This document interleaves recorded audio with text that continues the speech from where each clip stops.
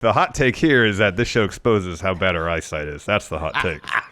Because 90% of it, I feel like We just need to hit this. How do you zoom? Like the large text. you can't. I don't know how to do that. Oh, I think it's accessibility. Zoom on. I can't. This is too big now. No, it's too large. It's too zoomed in. I think this is Gino. Gino says sometimes wrestling companies not listening to their fans is always the best. So, what is it? Always or is it sometimes? Wrestling promotions, no, they really should listen to their fans. I'll put it this way. I don't think necessarily like wrestling promotions should listen to their fans, but they should gauge where their fans are in terms of, and make an honest assessment of that. I don't think they should always listen to their fans, but when their fans are loud enough, then they should definitely listen to them. Yeah, right. You know what I mean? Like if you have a story that you want to tell and you have a vision for that story, and there is like some modest pushback against that, yeah. You know, I mean, that's going to happen. Carry on with you just basically bricked your phone, essentially. I basically bricked my phone. You carry on with your story, but if you have a situation like with The Rock lately, and it seems like... The Rock says, he comes out and he's like, I'm gonna fight Roman, and like the overwhelming majority of your audience is like, no, we want Cody. Yeah. Then you go with Cody. I am still so suspect as to like whether or not that actually happened. If the plan was Roman Rock and then they changed it because you're coming around to my way of thinking, ain't you? That you think that Cody Roman was always the plan? Yeah, I think that was my way of thinking too. Oh, all right. Yeah, that was my way. I still don't think that tag match is gonna happen. We'll see about that. Suspect. That's What's your next, hot take. Larson? What's next? Sir Sketch says, besides Mauro Ranallo, Tom Phillips was the best play-by-play commentator WB had in years and should have been Michael Cole's successor. That I don't disagree with at all. Tom Hannafin over there on TNA now. I thought Tom Phillips was great. Yeah. It was pretty surprising when he got let go. Him with Samoa Joe during the pandemic years was really good. Yeah, I agree with that. And they're like when they were sitting there doing commentary together, they'd bicker. They seemed to be at odds at times, but at the end of the day, Joe had his back. Yeah, I like and that. That was awesome. I like that stuff. I'll say this too. I take issue with the first thing he says. Besides Mauro Ranallo, here's my hot take: Mauro's not that good. He's such a I'll put it this way: he's a very unique thing. Yeah. That I just I wasn't into it, man. This is what I think about Mauro Ranallo. For the occasional show, for takeovers, yeah, but for weekly TV's a bit much. Yeah. Corey, the story here says they should do both brand exclusive and cross promoted pay-per-views, premium live events. They can make Rumble, Mania, Money in the Bank, SummerSlam, Survivor Series, or maybe a bragging rights style PLE for both brands. All right. We get the point. Some of these are too long. By the way, you guys need to keep these hot takes to like one sentence. So brand exclusive pay-per-views. These days, the premium live events are like 6 matches or so. Yeah, maybe 5, 6, sometimes maybe they'll throw a 7th one on there. Yeah. I kind of feel like after WrestleMania, if they do the draft again. Yeah. If they split the tag titles, I could see, creatively speaking, them, like the current regime, Triple H and them, being able to handle that better than they did before. Yeah, the possibility exists that's the case. That being said, I don't know. I'll be honest, I don't see a lot of downside to it because it does make the weekly, in theory, it makes the weekly television more special. You know, here's a potential reason why they wouldn't. It's because, and I know to a degree they have the belief that the WWE is a selling point for these shows, especially international shows. Yeah. But if they're going to continually do 3, 4, 5 international pay-per-views during the course of the year, I would think they would want to maximize the star power on those cards, and therefore would probably not be a cross-brand show. You know what would not be an individual brand. You know what they could do? Like, what is it? Obviously, the Big Four plus Money in the Bank, so the Big Five, and 2 Saudi shows. So 7 shows, but then you're sort of defeating the purpose because then you have 5 shows left. I know. during the year, And then it's like what, 2 Raws and 3 SmackDowns or something 2 like each, that. and then do another international show. I know. Yeah, that seems a little bit on the messy side, but you're right. Given that, especially a lot of these premium live events are now being funded by local governments, and they're putting in big money. They want the stars, man. It's like, okay, we get the stars of Raw. It's like, wait, we want. Assuming Cody wins, which I'm not kind of doubtful he's going to win at WrestleMania. Larson. You're doubtful he's going to win at Mania? I am. I don't think Cody's going to win at Mania. I came around to that this morning while brushing my teeth. Wow, what led you to have this sort of epiphany? I feel like that's for the podcast. Interesting. We'll talk about that one later. Interesting. Yeah. Taker Kane Knight says there should be a special guest enforcer for the WWE title match at WrestleMania. I don't disagree with that because as history has shown us, the Bloodline is going to interfere to help Roman win. There should have been one last year. Yeah. Yeah, well, I mean, I think that special guest enforcer is going to be Seth freaking Rollins, Larson. Could be. Yeah. Could be. Yeah, I don't know. I mean, I wonder if the suggestion is here, Stone Cold Steve Austin. Like, just make this completely and totally overbooked. Yeah. If Cody wins, it's going to be completely and totally overbooked. I think either way, it's going to be completely and totally overbooked. It is. It's probably going to be wildly entertaining, though. It probably will. Until he loses. Dale says the internet's ruined wrestling. Hold on a second. Wait a second, Dale. Hold on a second. There's all these funny memes Wait. from wrestling memes from internet, and also. Wait. Sorry, do you have a point? Go ahead, make point. No, I was still telling him to wait. You were doing a good job. Oh, okay. explaining. And also say this: without internet, there's a lot of good wrestling that wouldn't be in front of people's eyeballs right now because. Now, the cost of distributing your wrestling content, whether you're independent promotion, heck, even New Japan getting their product here in the States or internationally, it's never been easier. Yeah. And the costs have never been so low to do that. I'll counter this take with my own take, Larson. The internet makes wrestling better. Yes, there's always going to be that subset of people who take things too far. The toxicity element that existed prior to internet to a degree. Well, prior to social, I'll put it this way, prior to social media, that was still, on message boards and stuff. Yeah. You look at even before, I think a lot of people even had internet in their homes.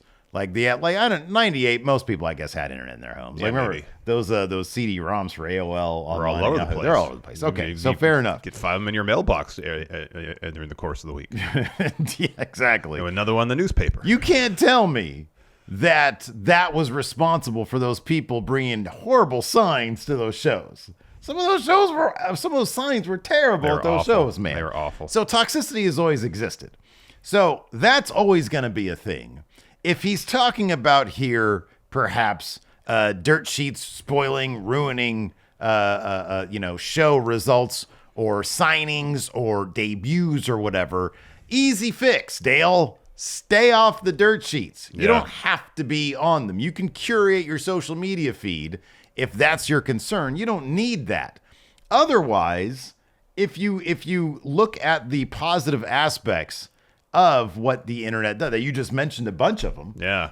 Sharing all sorts of GIFs and memes and et cetera, and exposing people to a wider world of wrestling. I think the internet's actually made wrestling better. I think overall it's been a net positive. Yeah, for sure. I would say so. Help support Friendo Club by going to patreon.com/Steven Larson or clicking join at youtube.com/Steven Larson. Access to bonus episodes, question threads for the Going In Raw podcast, and entry to our monthly wrestling predictions challenges. Join the Friendo Club today.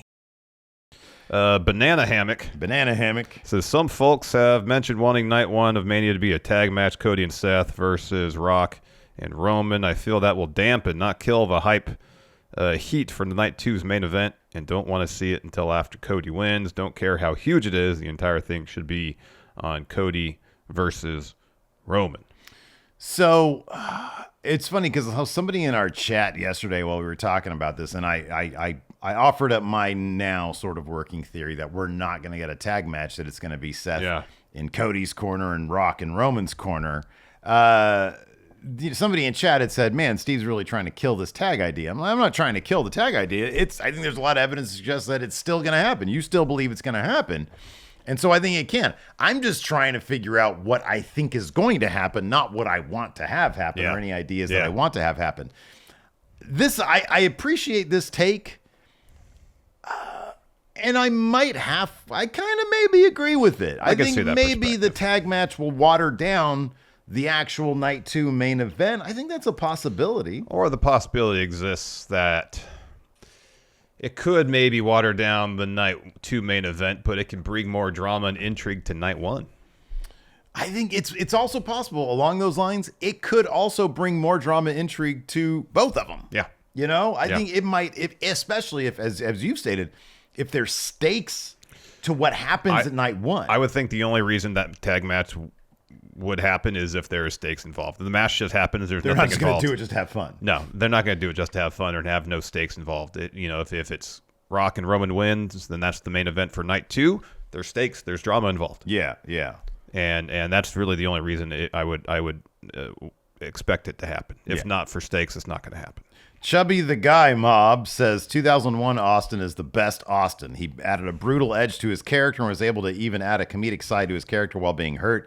Feels as though his heel run started too early and should have followed him descending into madness before turning heel.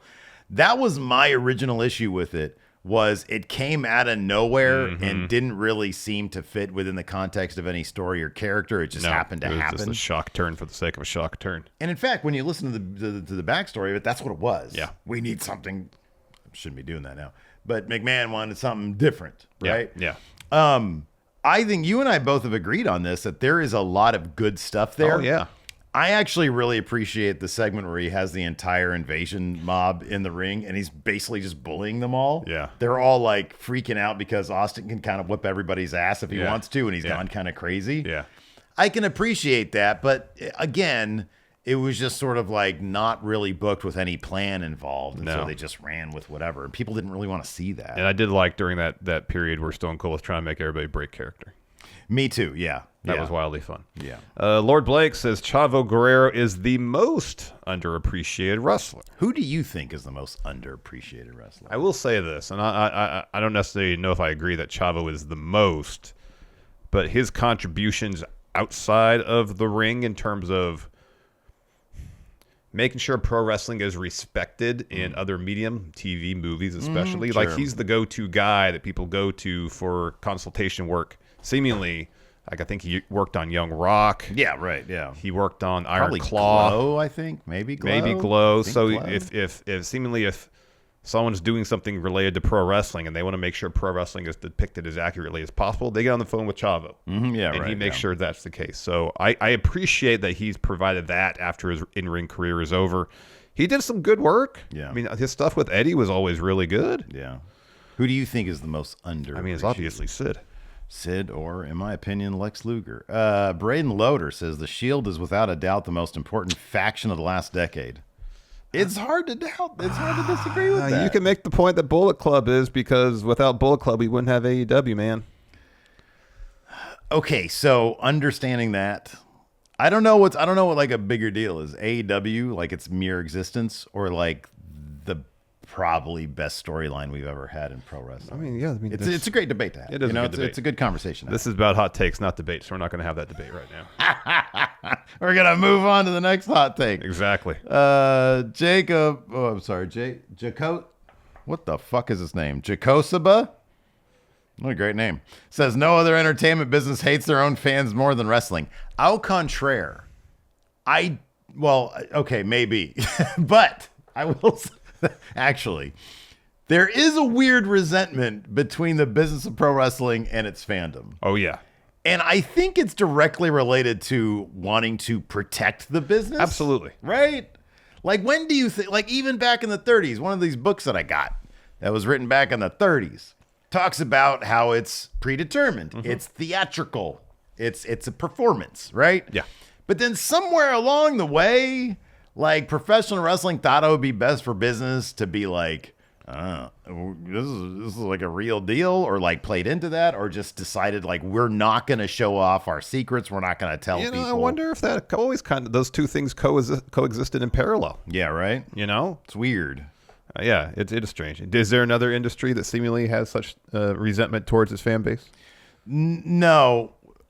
He's right.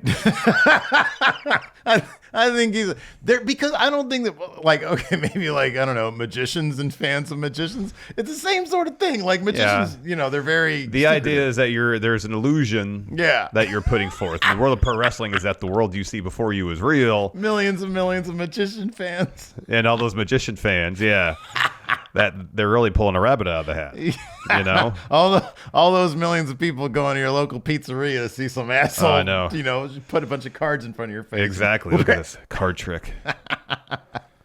But I mean, in terms of entertainment business, like everybody else has behind the scenes stuff. Yeah, it's more open about the creative process. I mean, maybe the music industry with how they gouge fans for ticket prices. I think that has more to do with Ticketmaster having basically a monopoly over the entire. Or Is it Live Nation now? Do they do that? Is it Live Nation? No, Ticketmaster I think is still the primary place where tickets are sold, and since they have basically a monopoly, they can charge like 25%. I thought Pearl Jam was going to fix that. Didn't they go talk to Congress and they got it fixed? Yeah, obviously that went nowhere because you wouldn't go see Pearl Jam on the next tour. Guess you got to buy tickets to. Are they still on Ticketmaster? Ticketmaster. No, you have to register really? They have this thing now where you have to register for tickets and provide a bunch of information, and then you're selected. Then you actually get to buy the tickets, and that's all the process they could to prevent scalping. Nothing about the 30% upcharge from face value with all the Ticketmaster fees. Wow. They tried to stick it to Ticketmaster, and then it went nowhere. Guess what Ticketmaster did? They stacked them. Yep. Eddie, Stone, Mike McCready, Jeff Ament, Matt Cameron. Stacked them. Who was on the bottom of the stack? It was Eddie because he was leading the charge. Now he's eating crow. Mr. Kildane says Okada picked the easy/safe option with AEW. I feel like he picked the option that he probably thought would bring him the most happiness, and I'm not going to quibble with that. Anyways, that's going to do it for this week's Hot Takes. Be on the lookout for the next thread where we ask for your hot takes. Be sure to hit that like button, the subscribe button, all the buttons. If there's a button well, don't hit the thumbs down button. Don't hit that. Don't hit the upside down thumbs up. Just make sure you hit the proper side up thumbs up. Exactly. Yeah. Otherwise, go ahead and press all the buttons.